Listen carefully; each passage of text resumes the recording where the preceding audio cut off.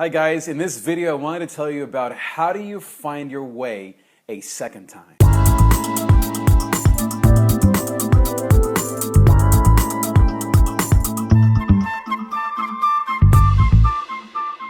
I think most of us want to find our way through life. But what happens when you're at midlife and you need to figure out life for a second time? Maybe after a major event or a loss of jobs or maybe just simply having a breakdown in your emotional state or just not knowing which way to turn now. You might be someone who's saying, I haven't even figured out life the first time. I want to give you 5 tips that I have discovered on how to find yourself for a second time. And these might be helpful for any of us. I would say the number one thing that I have discovered is just the need to be relentless. Basically, I'm talking about courage.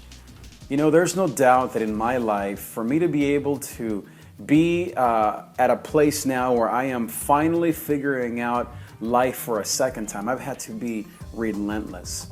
What I mean by that is just not being afraid, because life will constantly try to keep you back, whether it's internal messages that you tell yourself or whether it's what you see on the outside as obstacles, whether it's age or skill or past mistakes or failures. Without courage, you will not be able to pursue your goals in life and dreams. Number 2 is truly, I would say, is so important, is to surrender. I think that when we're younger, we are pursuing things recklessly almost, relentlessly, which is the number one thing that I mentioned. But when you get hit by life, whether again you're a young person or whether you're someone at midlife or beyond, you have to basically surrender all of those dreams and all of those goals to God. And that really, I'm talking about humility. I feel like that humility is one of the greatest, I would say, fruit of surrender. It's something that I think all of us long for, but it doesn't come until we go through a crisis, until we go through a time in our lives where we are forced to say, I can't do this anymore. Thing number 3 is the importance of coaching, of mentors, of people in your life that will basically just pick you up. When you're trying to do life for a second time, again, you're not going to be able to do this on your own. And I think that many times when we are type A personalities or creative types or maybe loners or entrepreneurs or just simply passionate people, we really feel that we're okay, that we can do things on our own. We may have friends, but they're not really people that we let into the deeper areas of our lives. I think that to do life for a second time, we have to have mentors. That could be a fitness coach. That could be an actual counselor. That could be your doctor, your therapist. It could be your wife or your husband. It can be a trusted friend, a pastor, or it could be someone that you hire if you're able to, a life coach or a business coach. 4 is your inner life. Kind of very similar to that last one. The value of taking and paying attention to your inner life. When we're pursuing goals and success in business or nonprofits or trying to change the world, it's easy to ignore our inner life because it doesn't really make us money. It doesn't really put food on the table. But when we ignore our inner life, that is what will stall all of those goals. And what I'm talking about are things like fear, depression, sexual addictions, anxiety, anger, resentment, lack of forgiveness, a lack of love, pride, ego, narcissism, all of these things that in many ways we can ignore, but we know that they are things that eventually come back to harm us. Number 5 is the grace of God, and maybe this is the most important one to me. I think at the end of the day, you can have all the mentors, you can work on your inner life, you can have all the amazing courage and strength, but if you don't realize that all of life is a grace of God, then you really are going to not get life. To be able to have a second chance at life, you and I, we have to understand that everything that happens in life, whether it's the highs, the lows, the crises, or the adventures, it's all a grace of God. What do I mean by that?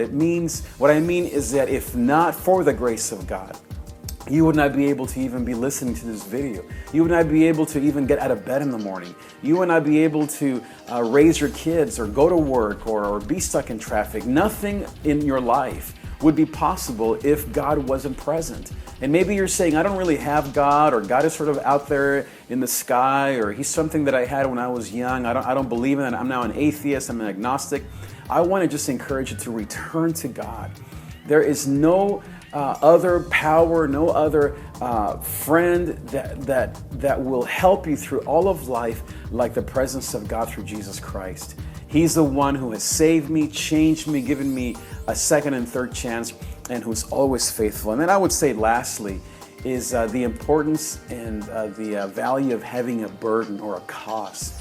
You know, I think that when we experience all these great highs and when we have success in life, even when we go through crisis and we go through times of when we hit bottom, that at the end of the day, we're supposed to do this for the sake of other people. This is not just to be successful or to be rich or to be happy or to sell records or to even have a great family or have a great personal life. At the end of the day, it needs to be about justice. It needs to be about compassion. It needs to be about loving other people. For me, it's loving the children of many Latino families who are growing up without parents. For me, it's also my own immigrant friends who, like my story, have been raised in this country but have obstacles to truly accomplish their dreams. For me, it's also people who are anxious and who deal with fear. Because again, I've dealt with that and I am burdened for their lives and for their futures. You and I need to ask ourselves, who am I burdened for? What is my cause? And to go relentlessly towards that with courage, with the grace of God, with mentors and people in our lives that are helping us to once again discover our passion. You know, rediscovering your second life is no easy task. It's not for the weak of heart. It's not for the faint of heart.